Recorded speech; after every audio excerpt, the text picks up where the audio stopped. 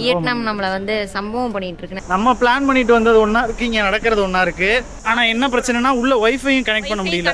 Airport விட்டு வெளியே வந்துட்டோம். இப்போ இதுதான் நம்மளோட பெரிய சவாலா இருக்க போகுது. இந்த கண்ட்ரில நம்ம அதிகமா சைனீஸ் நிறைய பார்க்க முடியுதுங்க. முன்னாடி 7,000 ரூபான்னு போட்டுருந்தாங்க, சரி நம்ம வாங்குவோம் அப்படின்னு யோசிச்சோம் நாங்க. ஆனா இவங்க வந்து 10,000 ரூபா போட்டிருக்காங்க. எல்லாரும் இங்க கும்பிடுறாங்க இந்த மரத்தை. ஐயா இங்க ஒண்ணுமே இல்லைங்கய்யா.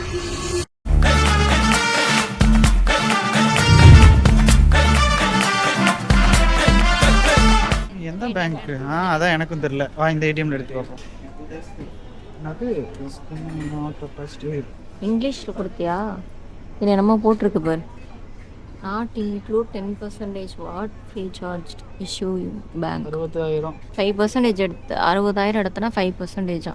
ATM at normal, ATM at transport and tourism பிளேசஸ்ல எடுத்தா இதான் 6,000 60,000 6 லட்சம் 60 லட்சம். கரெக்ட் தானே?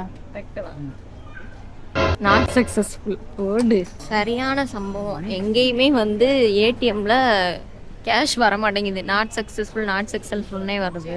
வியட்நாம் நம்மளை வந்து சம்பவம் பண்ணிட்டு இருக்கு. நிறைய பேருக்கு அப்படிதான் இருக்கு. திருப்பி போட்டுட்டே இருக்காங்க, ஆனா வர மாட்டேங்குது.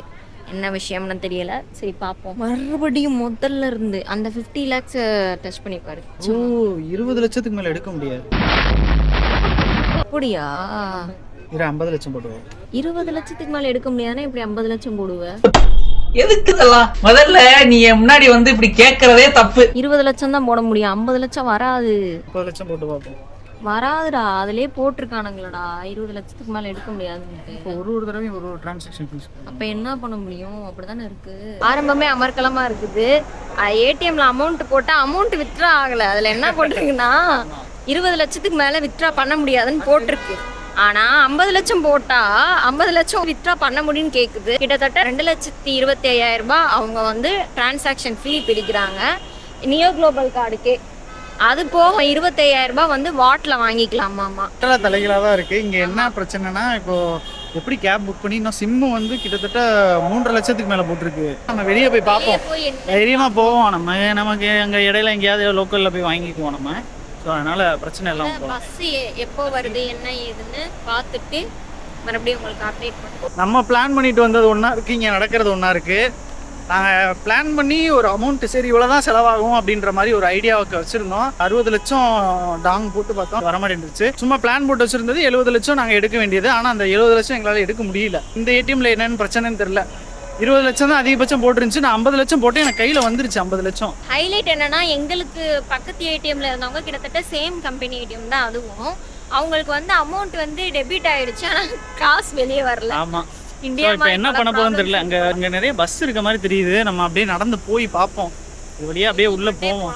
இப்போ நாங்கள் கார் பார்க்கிங்கில் நடந்து போயிட்டு இருக்கோம். நாங்கள் என்ன பண்ணுறோன்னு எங்களுக்கே தெரியல. கூகுள் மேப்ஸ்ல பார்த்தா தெரிஞ்சிடும். ஆனால் என்ன பிரச்சனைனா உள்ள வைஃபையும் கனெக்ட் பண்ண முடியல. ஏர்போர்ட் விட்டு வெளியே வந்துட்டோம். இப்போ இதுதான் நம்மளோட பெரிய சவாலா இருக்க போகுது. இப்போ என்ன பண்ணலான்னு பாருங்க. சவாலை ரேஞ்சுக்கு பேசிட்டு இருப்பான். தெரியுமா போவோம், என்ன ஆக போகுது. அது லூஸ் மாதிரி சுத்திட்டு கொஞ்ச நேரம் கழிச்சு கேப் எடுப்பான். அதுதான் நடக்கும். இல்லை, கண்டிப்பாக நம்ம இப்போ எனக்கு பப்ளிக் டிரான்ஸ்போர்ட்டை தான் யூஸ் பண்ணுறோம். பேக் பேக்கர் குமார் அவரை நாங்கள் ஃபாலோ பண்ணுற குரூப் நாங்கள். அதனால நாங்கள் வந்து மேக்ஸிமம் பப்ளிக் டிரான்ஸ்போர்ட் இந்த மாதிரி எடுத்து போகிறது தான் எங்களுக்கு ரொம்ப பிடிக்கும். குமார் அண்ணன் வழி எல்லாத்தையும் பற்றி பேசணும். எங்கே வந்தோன்னு சொல்லலை, ஆனால் நீங்கள் கண்டுபிடிச்சிருப்பீங்க. டாங்குன்னு சொன்னோன்னே அது என்ன கண்ட்ரின்னு கண்டுபிடிச்சிருப்பீங்க. ஸோ ஆமாம், நம்ம வியட்நாமுக்கு தான் வந்திருக்கோம். நம்மளோட 2வது கண்ட்ரியான வியட்நாமுக்கு வந்ததுலேருந்து வச்சு செஞ்சுட்டு இருக்கு.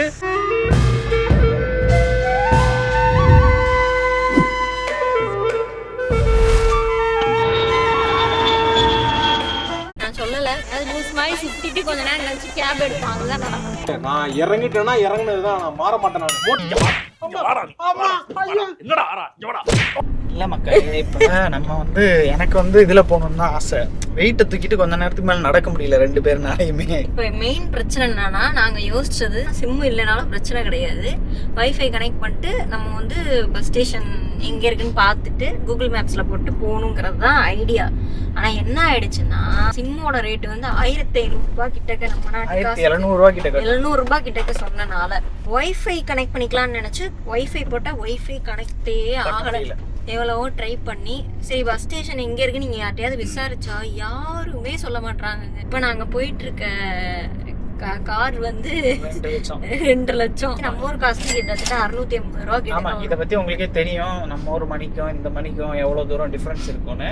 நம்ம ஊர்ல 1 ரூபா கொடுத்தா வந்துட்டு இந்த ஊர்ல 300 ரூபாயோ 350 ரூபாயோ சம்திங் நினைக்கிறேன். ஒரு சூழலே எப்படி இருக்குன்னா, ஏர்போர்ட்டுக்குள்ள இருக்கிறது இன்னைக்கு அந்த மாதிரி ரஷ்ஷா இருக்கா என்னன்னு தெரியல, பயங்கர ரஷ்ஷா இருக்கு.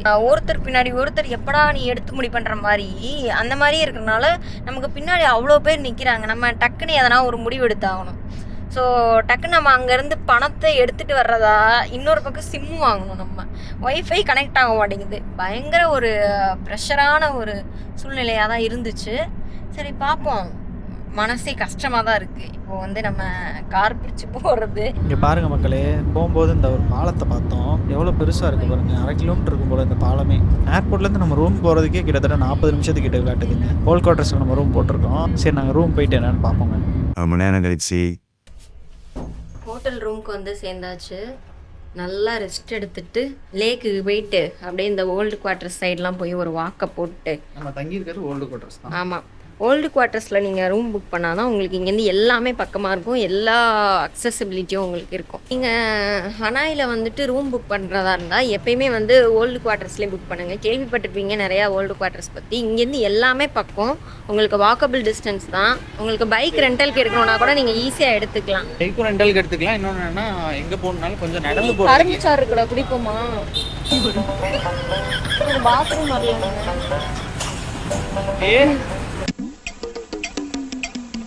இங்கே பாருங்க, நாங்கள் எங்கே போயிட்டுருக்கோன்றதே கொஞ்ச நேரத்தில் மறக்கடிச்சிட்டோம்.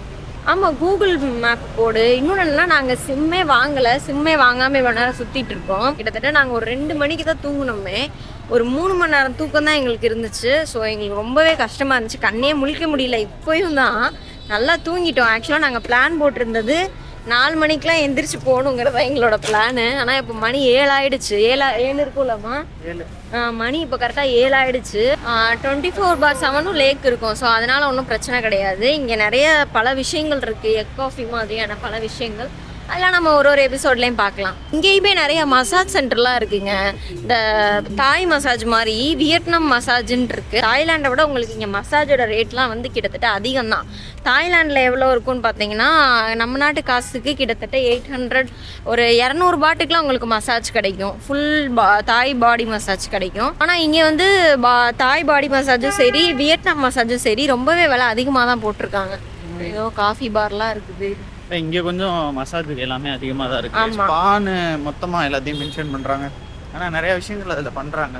நம்ம போவோம், நேராக போனோம்னா இதுதான்.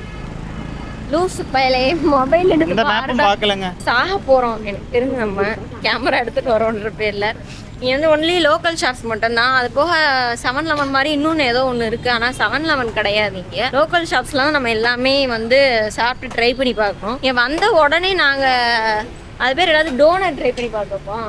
அது சத்தியமாக சிக்கனான்னு தெரியலை, பீஃபான்னு தெரியலை, மட்டனான்னு தெரியலை. மட்டன் பெருசாக இந்த ஏரியாவில் யூஸ் பண்ண மாட்டாங்க. அது சாப்பிட்டோம், நல்லாவே இல்லை சொல்லப்போனால்.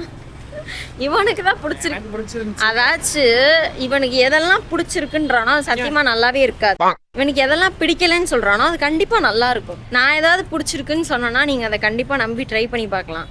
இவன் ஏதாவது பிடிச்சிருக்குன்னு சொன்னானா சத்தியமா நீங்க அதை ட்ரை பண்ணி பார்த்துறாதீங்க. விளங்காது. காசு தான் வேஸ்ட். எங்க பார்த்தாலும் இந்த நெயில் ஆர்ட் இருக்கு தாய்லாண்டை விட இங்க அதிகமா. அதே மாதிரி இந்த ஐலாஷ் வந்து எக்ஸ்டெண்ட் பண்ணிக்கிறதா இருக்கட்டும், அந்த மாதிரியான பல விஷயங்களும் இங்க நிறைய இருக்கு. இதுதான் அந்த இந்த கடையா?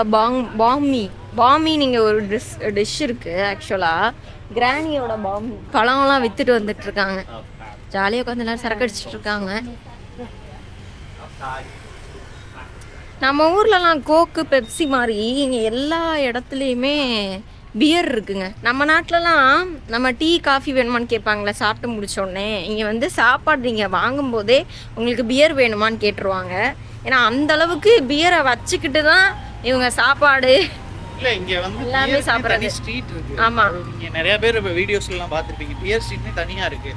ஸோ அதையும் நம்ம ஒரு நாள் எக்ஸ்ப்ளோர். அங்கே போகிற இன்னும் பாம்பு மாதிரி ஏதோ இருக்குடா. ஏன் இந்த ஏரியாவுக்கு பேர் ஓல்டு குவார்ட்டர்ஸ் அப்படின்னு வந்துச்சுன்றது தெரியுமா? தெரியாது, சொல்லு. ஏன்னா இது பழசாக இருக்கு. காமெடி வேண்டாம், நான் சொல்லிட்டேன். நான் இந்த கண்ட்ரி வந்து 1000 வருஷமா சைனா ஆண்டுட்டு வந்துட்டு இருந்துச்சு. அப்புறம் இடையில லேட்டராக வந்தது தான் இந்த ஃப்ரெஞ்ச் காலனி அப்படின்னு சொல்லுவாங்க.